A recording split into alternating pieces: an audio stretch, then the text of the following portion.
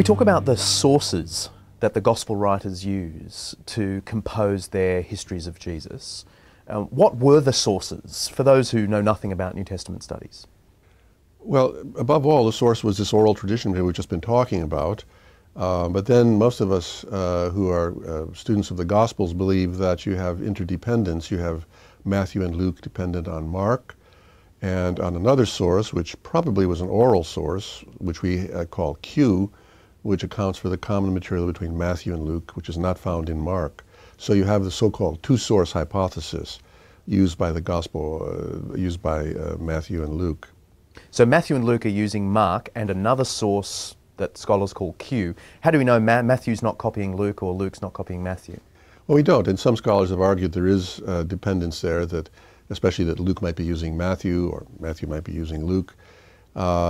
The problem with going in that direction, any interdependence between Matthew and Luke, is the differences. You have the great differences in the infancy narratives, for example. You have differences in sequence. You have differences in, for example, the Sermon on the Mount, which Matthew presents in one discourse, chapters 5 through 7, whereas Luke has the same material sprinkled here and there.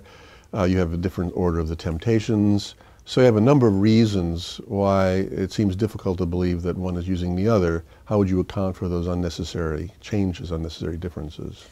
Does the fact that the Gospel writers used prior sources make the text suspicious? I can imagine some conservative Christians being troubled by the idea that Matthew had to use Mark and Q and perhaps another source that scholars call M. Is this a disturbing finding? I don't think it should be.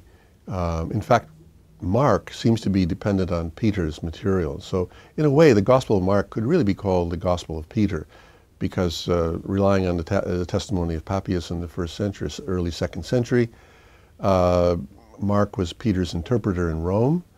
And so the Gospel of Mark seems to preserve Petrine material, which, and Peter, of course, being the first of the apostles, makes that material, gives that material a special character and quality, which then allows Matthew and Luke to make use of Mark. So they would have viewed the Gospel of Mark very highly because Peter stood as the backer, as it were.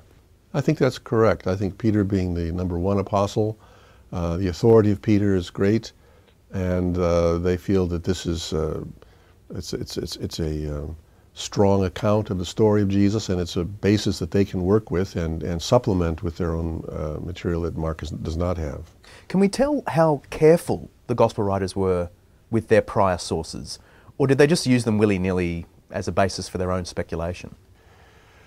I think we have a good, if you just look, the reason we call these synoptic Gospels is that they're seen together so easily, so that when you see Matthew using Mark, he's using Mark quite carefully. He'll make minor changes and adjustments and omissions and so on, but in the main, he is carefully transmitting the material from Mark, and we can assume the same for Q. They're not playing fast and loose with the material, but they do engage in some re-expression. But it's basically, it holds its integrity very well.